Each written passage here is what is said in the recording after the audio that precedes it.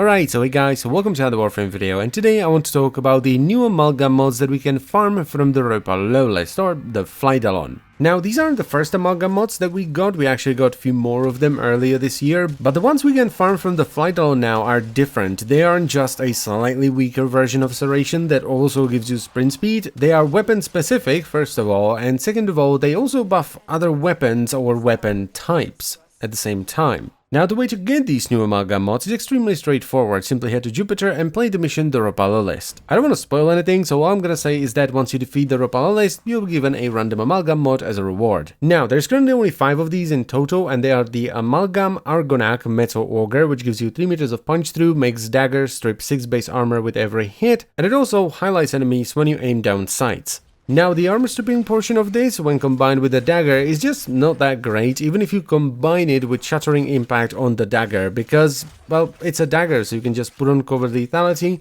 and as long as you can get a finisher onto the enemy, you're gonna one-shot them. So that one, thanks to it being tied to daggers, is unfortunately not that great, though if it was for another weapon, this would actually be quite strong, because stripping base armor is really good. And as far as the other effects of the mod are concerned, 3 meters of punch through is not bad, though people generally forgo punch through for more damage, and the highlighting effect is actually quite nice, because even if you're looking at an enemy through a wall, you can still make out their head and reliably headshot them through the wall. The second one is Amalgam Dye target acquired, which gives you an additional 75% headshot multiplier, 3% lifesteal on Nikanas, and also a 60% chance to pick up used arrows. Now, this one is actually quite interesting, especially if you like the Daiku and Nikanas, who would have thought, because the 75% headshot multiplier is just good, and it's easy to justify putting it on the build, and if you then combo it with the Nikana, you get free lifesteal, which is awesome as well. The only part that's a little bit iffy about this is the arrow recovery, and it all seems to depend on what I'm actually shooting with the Daiku. So if I'm shooting enemies or walls, I generally don't get any arrows back, but when I'm shooting the floor, I can actually generate arrows thanks to multi-shot. Next up, we have the Amalgam Felix body count, which gives you 15 seconds of combo duration, 20% extra blast radius on specialized launcher, so it's like a mini firestorm,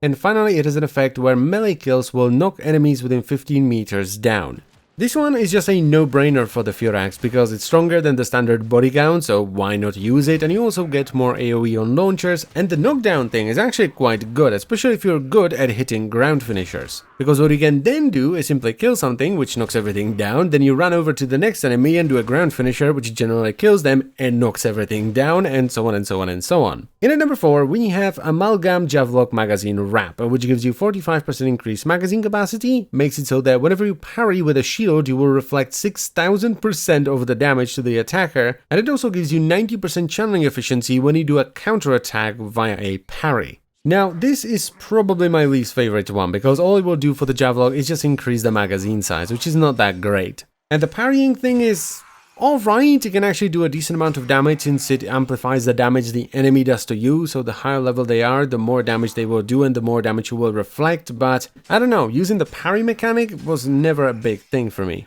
And finally at number 5 we have my personal favorite, which is Amalgam Ripka's True Steel, which gives you 75% crit chance, 20% reload speed on shotguns, and 100% gore chance. And this is also a no-brainer for both the Ripkas, because it's better than the standard True Steel, it gives you 15% more crit chance than the standard True Steel, but also any shotgun setup, because you get 20% increased reload speed for free, so that's great. And on top of that you have the gore, which I have no idea what that does. I tried killing stuff with it and without it, and I honestly see no difference whatsoever. Though I have a feeling it's the same or a similar effect that you get when you proc slash on something, so it's kind of like the Garuda Blood Sigil. And that's it, those are all the weapon Amalgam mods that we can currently farm from the Flydalon. Overall, I'm pretty happy with these, though I was kind of surprised to see that they are stronger than their normal counterparts, which is kind of odd because the original Amalgam mods were weaker and they just had a nice bonus on top of it, but that is kind of balanced out by them draining more capacity, so you're gonna have to put more forma onto your gear if you want to use them. And that's pretty much all I wanted to say, so I thank you very much for watching. As always guys, I hope you've enjoyed the video, and I will see you next time. Bye bye!